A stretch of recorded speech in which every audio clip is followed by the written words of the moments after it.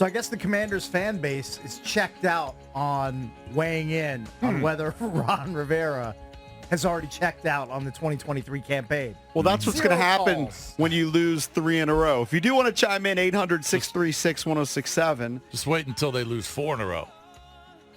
Do you think that's happening? It could happen. I mean, it's a 2-point game according to Vegas. How could you pick Commanders right now? It's in Atlanta, right? It's in Atlanta. Desmond Ridder hasn't lost a home game. I don't think since high school. I think I couldn't care less about that. I think this game could go either way. I get it. I feel very confident it's a 50-50 game. Very confident. Look, if you stop the run, and that may be easier said than done. All right, Desmond Ridder had arguably his best game this past week with the game-winning drive. Yeah. But I think you have a very good chance to limit the Falcons to a low amount of points. But if I'm Arthur Smith, and you're not going to find a guy more committed to running the ball than Arthur Smith. I'm going to look at this Commanders defense and say, well, why am I going to beat my brains in with Bijan Robinson and Tyler Algier against a bunch of Pro Bowlers on the defensive line when I can just pass the ball on this team with ease and with very little resistance? Because they're not playing because it's not their strength. They're not playing like I Pro understand Bowlers. it's not their strength, but I'm going to utilize guys like Drake London and Kyle Pitts and Bijan in the receiving game, and I'm not going to go against Payne and Allen on the interior. Well, I know it goes against what they want to do. I think they're going to do what they do. Yeah. I think they're going to do what they do. But It's not like we've been great run stoppers. Understood, but they're easier to pass the ball on than they are to run the ball on at this point. Like, I'm going to take advantage of a young rookie who's still trying to feel his way in Emmanuel Forbes. I'm going to go after Kendall Fuller. I'm going to go after the weakest spot in the defense, which clearly right now are the corners. All right, I put it up as the Junkies poll of the day presented by Van Meter Homes. Coach Rivera said at halftime of the Thursday night football game when they were trailing 28-3, when he was asked by the sideline reporter, what did you say to the team? He said nothing. He said, I didn't say nothing. He let the players and everybody else handle it themselves. Dude, that was his message. He's trying to take like this overseer role.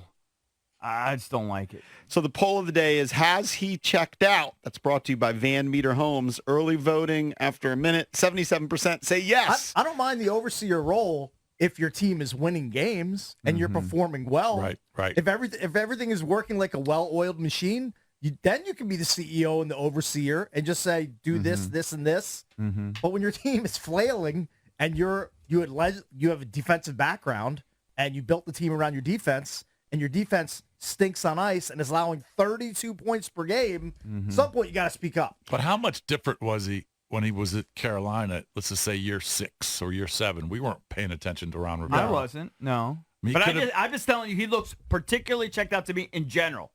Maybe that's how he's always been. Probably I don't is. know. I don't know, Jason. I mean, he's 61. He had the cancer scare. I mean, he's had a lot going on in his life. I don't know. I mean, it could be this. That just could be his personality. Yeah, I wonder, though, if he's thinking about the one thing which would maybe appease people about his demeanor and about his role on the team is the one move he could do is fire Jack Del Rio, take over the defensive play He'll never calling. do that. I don't think he will. He'll never do it. Jack's his boy. He's never going to do it. But he was a defensive coordinator. And that's what Mike McCarthy did with the Dallas Cowboys. Kellen Moore moves on. He's now calling Mike the McCarthy's plays. not checked out. I'm telling you, Ron is punched out. It's just the vibe I get. He's not going to fire Jack. Jack's his boy. He just said it ain't happening. It's not happening. It'd be fine. At least you'd see some life if he did that. I mean, I don't believe it's going to happen in season, but if the team keeps allowing 30-plus points per game, you're just gonna let that guy keep his job till the end? Maybe. Remember, well, you have to be confident there's another guy on the staff that can call plays, and maybe they don't feel like there is. Well, I mean, Ron can't call defensive plays. Ron's been he won't do that. He won't do that. He's not going to do it. It's too much work. He barely talks, as the head coach. Remember when Ron had the cancer, Jack was basically the head coach. Right. He's not firing Ron. He's not firing Jack. It's not happening. All right, you can vote at Junks Radio. Junkies poll today brought to you by Van Meter Homes. Is he checked out? Looks like it to me. Like, I mean, he wants to win and everything. He's kind of going through the motions. He's going at it like 70%. Hey, can we define checked out just so that we're clear? Like, It's hard. It's hard. I know, to define. yeah, because it's kind of like nebulous. Yeah, I mean, he is showing up to work. Unemotional. Yeah, I don't know. Don't talk. You don't talk to the team at halftime of a critical game.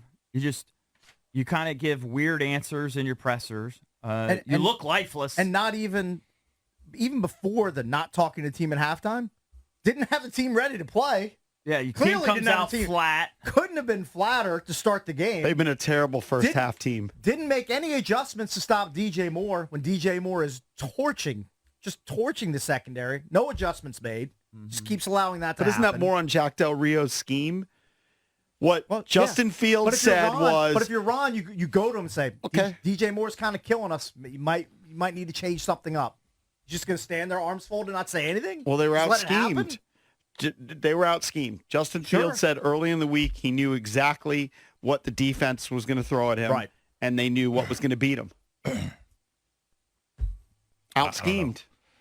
Who knows? To me, the big thing is, defensively, what can change, and we talked about this strategically, is you just got to get to the quarterback and create havoc. Because the back end, I don't think, is going to get better. Mm-hmm.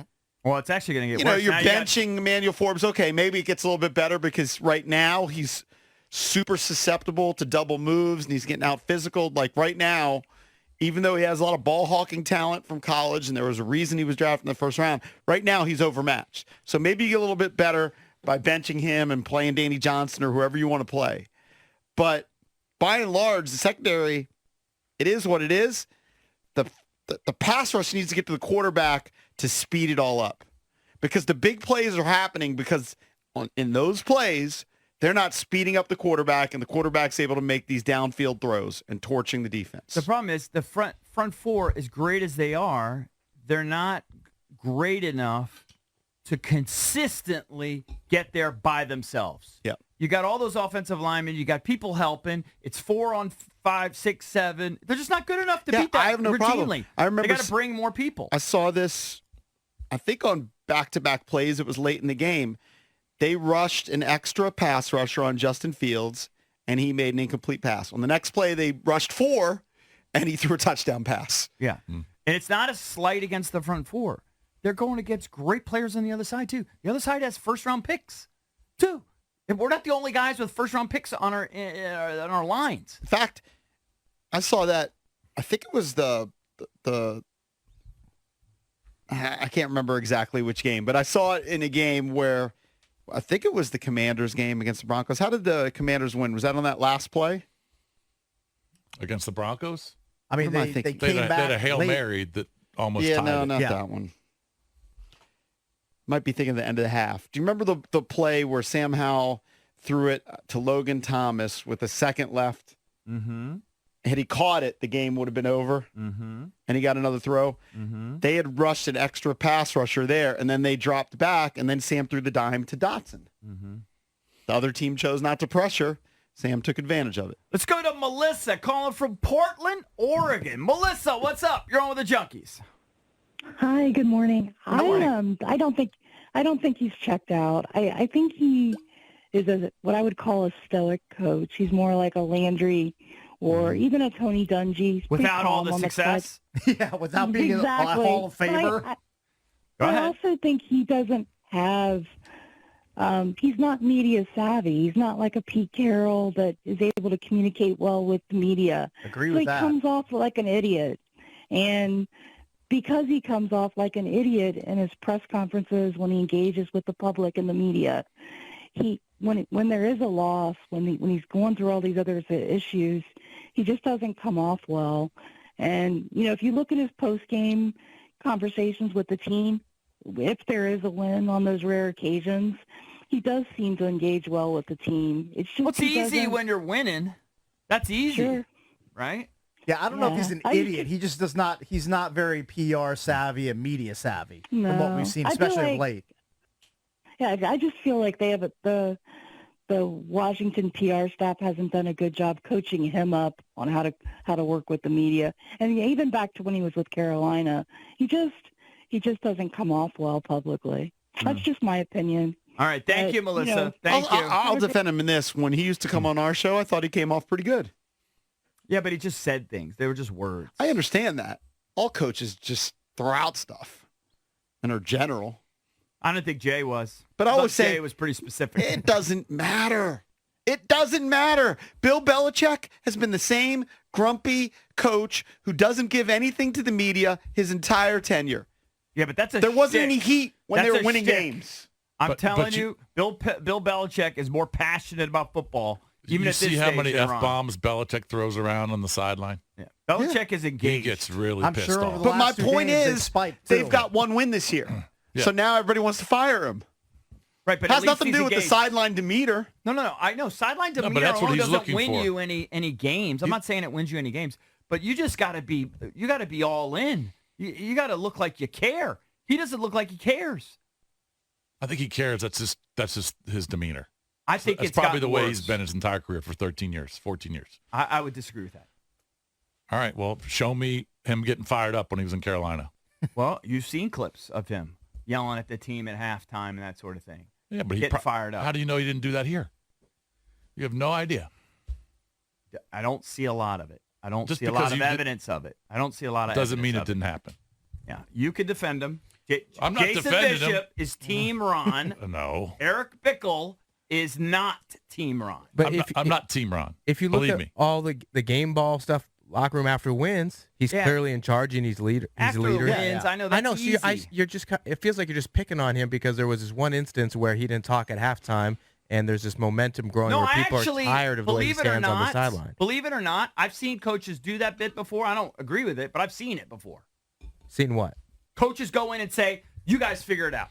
I've seen that, personally witnessed it, but Well, it's that's just hard. not what bothers me the most. I know, but it's just hard to imagine that an NFL coach is at practice, in the locker room, at sidelines, a mute. That's what you're basically saying. Like he's just standing there doing No, nothing. I think he has interactions with the team. I just don't see him being all in, like it's everything to him. It doesn't appear to be. Joe Gibbs was stoic. Joe Gibbs slept over there. I know, but 24/7. when they win, it looks great and it looks like it means a lot to him, I don't know. to the team. Okay. All right, so I'm in an island. No one agrees with me. This guy, I just want everyone to be clear.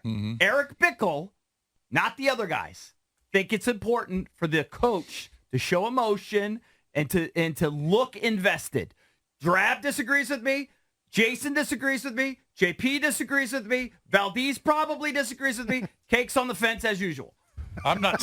I'm sure Eric, I'm don't take always it so on the personal. fence. It's not I'm not taking it personal. I'm just being clear. So your point is well heard. Drab T-shirt disagrees.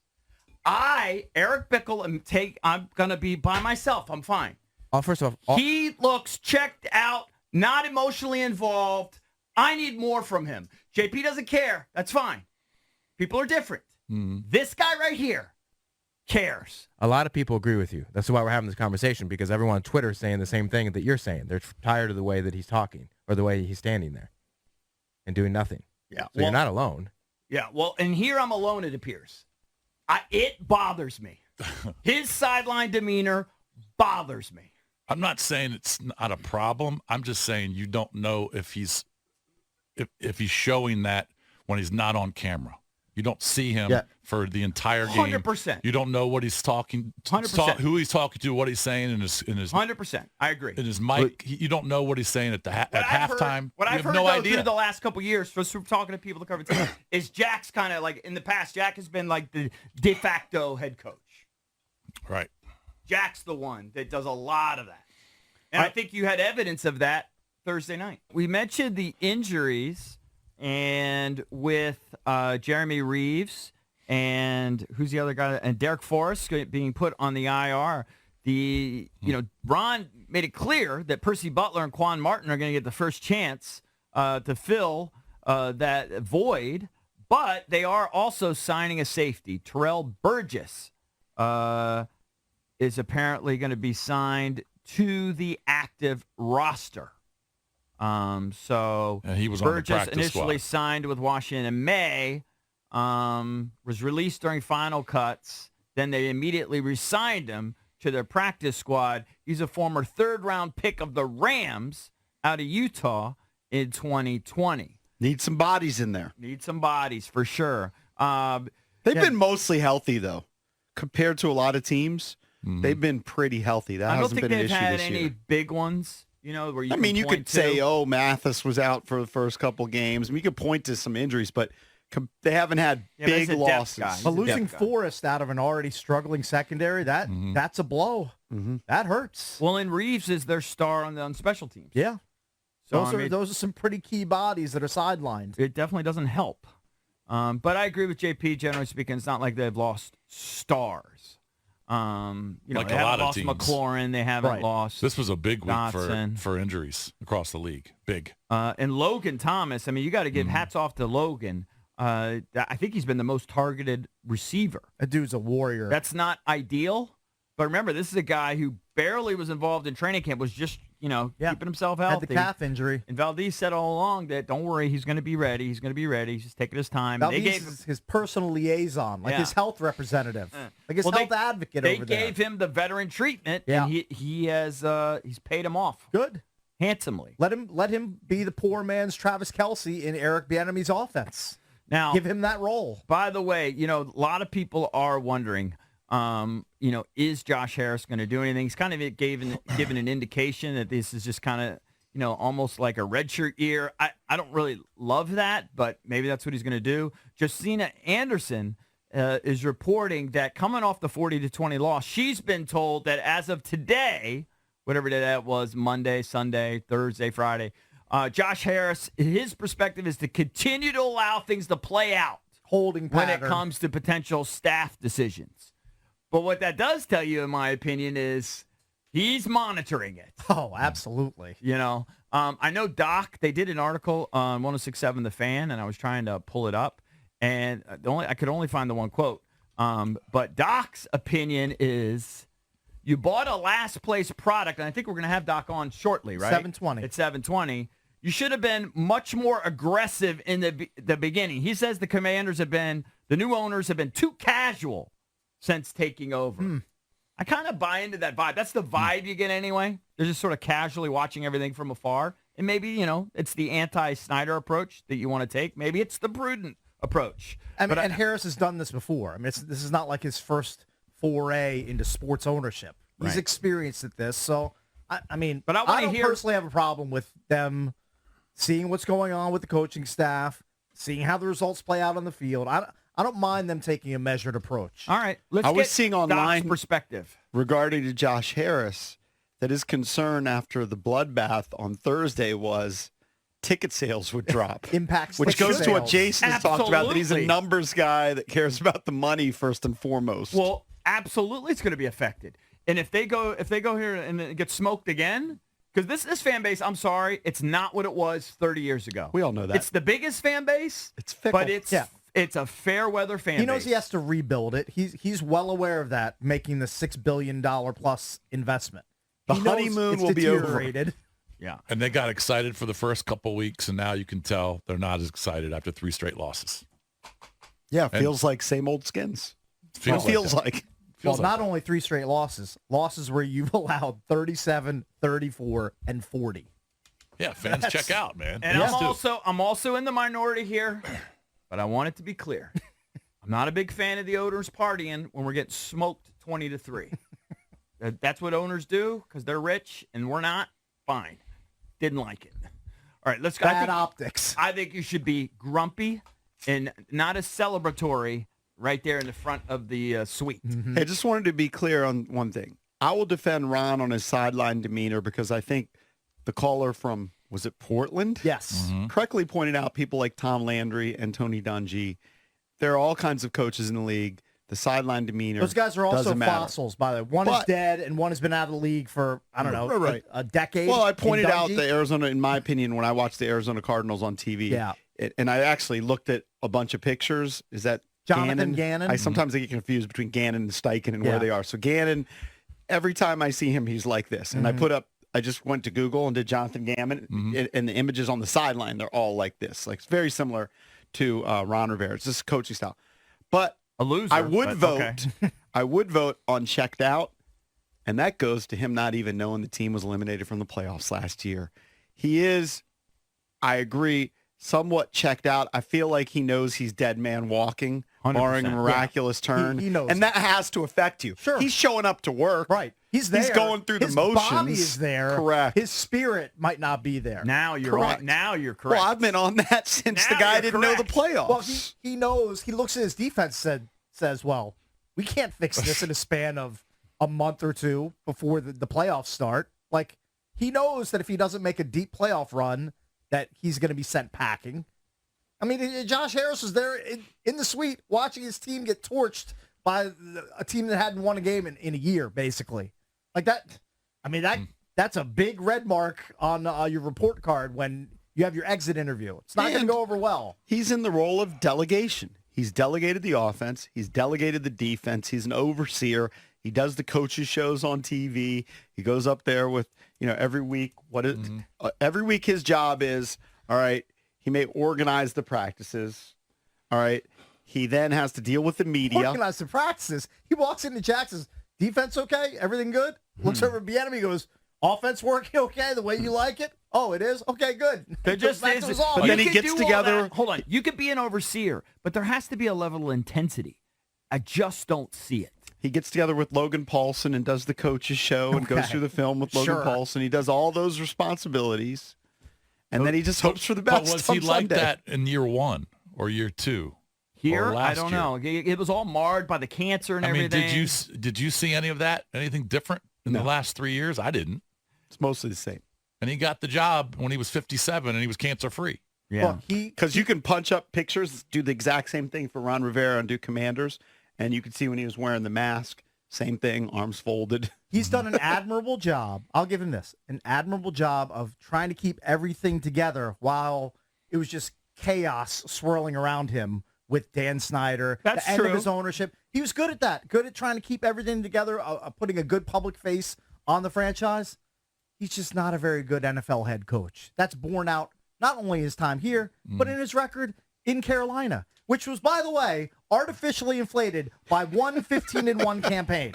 I where would he argue rode the Superman cape of Cam Newton. part of the Never reason forget why that. he was like a hot coach is when he was fired in Carolina, all that passion he showed in his presser afterwards. Remember when he held court? Yeah. And everybody ran that thing. And you had you had a guy passionate about his job, passionate about leading people, passionate about all that. I just haven't seen it. It's possible. Here's a theory. Don't attack me for it. Maybe the cancer just took a little lead out of his pencil. It would happen to all of us. I mean, it of course, changes your maybe. perspective on anything. Football's not that important. It's meaningless, Well, really. I just brought that up. Yeah. It could have been cancer plus all the stuff he was dealing with off the field Yeah. Of with course. the Snyder stuff. Of course. It probably just drained him. Of course. That's So totally you possible. kind of give him a pass if that's the case. It's possible, but I don't necessarily need that. Mean I need that.